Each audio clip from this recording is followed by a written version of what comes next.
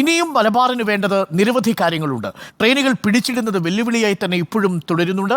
വിവരങ്ങളുമായി സാനിയോ മനോമി ചേരുന്നു. Saniyo, very good morning. നമുക്ക് വലിയ സന്തോഷമുള്ള കാര്യം സാനിയോ അടക്കം ഈ റിപ്പോർട്ടിങ്ങിൽ ഉണ്ടായിരുന്നു. ഈ യാത്രക്കാരുടെ ദുരിതങ്ങൾ എന്താണ് എന്ന് പ്രേക്ഷകരെ അറിയിക്കുകയും ചെയ്തിരുന്നു. സാനിയോ, ഇത് കണ്ണൂർ വരെ മാത്രമല്ല കാസർഗോഡ് വരെ നീട്ടണമെന്നാണ് ചില പ്രേക്ഷകരെങ്കിലും ഇപ്പോൾ മെസ്സേജ് അയച്ച് തന്നെ ആവശ്യപ്പെട്ടുകൊണ്ടിരിക്കുന്നത്. ഇതേ ആവശ്യം സാനിയോയും കേൾക്കുന്നുണ്ടാവും.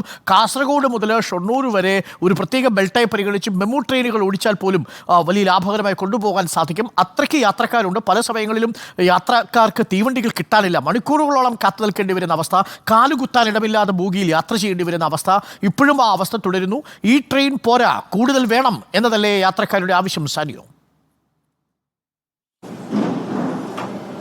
Good morning doctor Arunkumar. അങ്ങനെ തന്നെയാണ് യാത്രക്കാരുടെ ആവശ്യം. അതായത് അരുൺ പറഞ്ഞെടുത്തു നിന്ന് തുടങ്ങിയാൽ മെമു ട്രെയിനുകൾ കൂടുതലായി അനുവദിക്കണമെന്ന പ്രധാനപ്പെട്ട ആവശ്യമാണ് മലബാറിലെ യാത്രക്കാർക്കുള്ളത്. പല ട്രെയിനുകളും കാസർഗോഡേക്ക് നീട്ടണമെന്ന ഒരു ആവശ്യം കൂടിയുണ്ട്. കൂടാതെ ഈ വന്ദേ ഭാരത് എക്സ്പ്രസിനായി സാധാരണ ട്രെയിനുകൾ പിടിച്ചിടുന്ന ഒരു പ്രവണത മലബാറിൽ വളരെ കൂടുതലാണ്. അത് അവസാനിപ്പിക്കണം എന്നുള്ള ഒരു ആവശ്യവും യാത്രക്കാർ മുന്നോട്ട് വെക്കുന്നു. വൈകിട്ട് 6:10 ശേഷം വടക്കോട്ട് വണ്ടി വളരെ കുറവാണ്. കൂടുതൽ വണ്ടികൾ ഓടിക്കണം എന്നുള്ളൊരു ആവശ്യമാണ് യാത്രക്കാരുടെ സംഘടനയും യാത്രക്കാരടക്കമുള്ള ആളുകളും മുന്നോട്ട് വയ്ക്കുന്നത്. രാത്രി 7 ശേഷം കണ്ണൂരിൽ നിന്ന് കാസർഗോട്ടേക്ക് ഒരു ട്രെയിൻ വേണം. കാരണം കാസർഗോട്ടേക്ക് കണ്ണൂരിൽ നിന്ന് ഈ ജോലിക്കും മറ്റുമായി പോകുന്ന ആളുകൾ നിരവധിയാണ്. അവർക്ക് വേണ്ടി രാത്രി 7 ശേഷം ഒരു ട്രെയിൻ വേണം. കൂടാതെ കൂടുതൽ മെമു സർവീസുകൾ ഉണ്ടാക്കണം. കൂടാതെ പാലക്കാട് നിന്ന് ദീർഘദൂര ട്രെയിനുകൾ വർദ്ധിപ്പിക്കണം എന്നുള്ളൊരു ആവശ്യമാണ്. കാരണം പാലക്കാട് ഡിവിഷന് കീഴിൽ ഈ ദീർഘദൂര ട്രെയിൻ സർവീസ് ആവശ്യപ്പെടുന്ന നിരവധി ആളുകളുണ്ട്. അത് വർദ്ധിപ്പിക്കണമെന്നൊരു ആവശ്യം കൂടിയുണ്ട്. കൂടാതെ തിരുവനന്തപുരം പാലക്കാട് റൂട്ടിൽ നിലവിൽ ഇപ്പോൾ വന്ദേ ഭാരത് എക്സ്പ്രസിൻ്റെ ട്രെയിൻ ഇല്ല. അത്തരത്തിലൊരു ഒരു സർവീസ് കൂടി പാലക്കാട് തിരുവനന്തപുരം റൂട്ടിൽ അത്തരത്തിലൊരു വന്ദേ ഭാരത് എക്സ്പ്രസ് സർവീസ് കൂടി ഉണ്ടാവണമെന്നും യാത്രക്കാർ ആവശ്യപ്പെടുന്നുണ്ട്. കൂടാതെ പകൽ മംഗലാപുരത്തേക്ക് കൂടുതൽ ട്രെയിനുകൾ വേണമെന്നതാണ്. അതായത് കാസർഗോഡ് ജില്ലയിൽ അടക്കമുള്ള ആളുകൾ ചികിത്സയ്ക്കും മറ്റുമായി മംഗലാപുരത്തെയാണ് ആശ്രയിക്കുന്നത്. അതുകൊണ്ട് തന്നെ മംഗലാപുരത്തേക്ക് പകൽ കൂടുതൽ ട്രെയിൻ വേണമെന്നുള്ള ഒരാവശ്യവും പറയുന്നുണ്ട്. കൂടാതെ ആലപ്പുഴ കണ്ണൂർ എക്സിക്യൂട്ടീവ് മംഗളൂരുവിലേക്ക് നീട്ടണം എന്നുള്ളതാണ് മറ്റൊരാവശ്യം. അത് കണ്ണൂരിൽ വെച്ച് യാത്ര അവസാനിപ്പിക്കുന്നു. അപ്പോൾ സ്വാഭാവികമായും കാസർഗോഡും അതുവഴി മംഗലാപുരവും ഒക്കെ പോകേണ്ട യാത്രക്കാർക്ക് അത് ബുദ്ധിമുട്ടുണ്ടാക്കുന്നു. അതുകൊണ്ട് ആ എക്സ്പ്രസിൻ്റെ നീളം, അതായത് ആലപ്പുഴ കണ്ണൂർ എക്സിക്യൂട്ടീവ് അങ്ങോട്ട് കൂടി വർദ്ധിപ്പിക്കണമെന്നാണ് പറയുന്നത്. കൂടാതെ പരശുരാം എക്സ്പ്രസ് ആണ് നമുക്കെല്ലാവർക്കും അറിയുന്നത് പോലെ ഏറ്റവും കൂടുതൽ യാത്രക്കാർ ആശ്രയിക്കുന്ന ഒരു ട്രെയിൻ എന്ന് പറയുന്നത്. അതിൻ്റെ ബോഗികൾ ജനറൽ കോച്ച് വർദ്ധിപ്പിക്കണമെന്നാണ് ഇപ്പോൾ പ്രധാനപ്പെട്ട ആവശ്യമായി വരുന്നത്.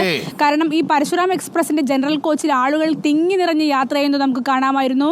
പലപ്പോഴും യാത്രക്കാർ കുഴഞ്ഞു വീഴുന്ന ഒരു സാഹചര്യം അടക്കമുണ്ടായിരുന്നു. പരശുരാം എഗ്മോർ എക്സ്പ്രസ്സുകൾ കോഴിക്കോട് പിടിച്ചിടരുത് എന്നൊരാവശ്യവും വരുന്നുണ്ട്. കൂടാതെ ദീർഘദൂര ട്രെയിനുകൾക്ക് റിസർവ്ഡ് കോച്ചുകൾ വേണമെന്നൊരാവശ്യമുണ്ട്. കോയമ്പത്തൂരിൽ നിന്നും മംഗലാപുരത്തു നിന്നും ട്രെയിനുകൾ കേരളത്തിലേക്ക് നീട്ടണം എന്ന് പറയുന്ന ഒരു ആവശ്യവും കൂടി മുന്നോട്ട് വെക്കുകയാണ്. ഏതായാലും നിരവധിയായ ആവശ്യങ്ങളാണ് ഇപ്പോൾ ഉള്ളത്. ആവശ്യങ്ങളൊക്കെ വളരെ പ്രധാനപ്പെട്ടതുമാണ്. എല്ലാം ജെനുവിനായ ആവശ്യങ്ങളാണ് എന്നതാണ് ഇപ്പോൾ സാനിയോ റിപ്പോർട്ട് ചെയ്ത എല്ലാ യാത്രക്കാരുടെ ആവശ്യങ്ങളും വളരെ ജെനുവിനായിട്ടുള്ള ആവശ്യങ്ങളാണ്. പത്മനാഭൻ ചോദിക്കുന്നു, കാസർഗോഡ് എന്താ കേരളത്തിലല്ലേ എന്ന് ചോദിക്കുന്നു. തീർച്ചയായിട്ടും കണ്ണൂരിലുള്ള ഈ പാസഞ്ചർ കാസർഗോട്ടേക്ക് മാറണം കൃത്യസമയത്ത് തന്നെ. Abdul Rauf, why up to Kannur, കാസർഗോട്ടേക്ക് നീട്ടണം എന്ന് പറയുന്നു.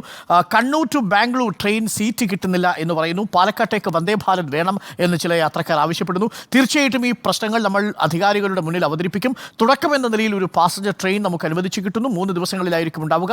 അതും വളരെ കൃത്യമായ കൺവീനിയൻറ്റ് ടൈമുകളിൽ ഈ യാത്ര ചെയ്യാൻ നമുക്ക് പാസഞ്ചർ ട്രെയിൻ കിട്ടുന്നു എന്നത് പ്രധാനപ്പെട്ട കാര്യം. പക്ഷേ അതുകൊണ്ട് തീരുന്നില്ല, ഇനിയും കൂടുതൽ യാത്ര വേണം. ഒരു സുഹൃത്ത് എന്നോട് പറഞ്ഞത്, ഒരു TT തന്നെ എന്നോട് പറഞ്ഞതാണ്, ഗോവയിൽ നിന്ന് മംഗലാപുരത്തേക്ക് ഒരു വന്ദേ ഭാരത് ട്രെയിൻ പോകുന്നത് മിക്കവാറും കാലിയാണ്.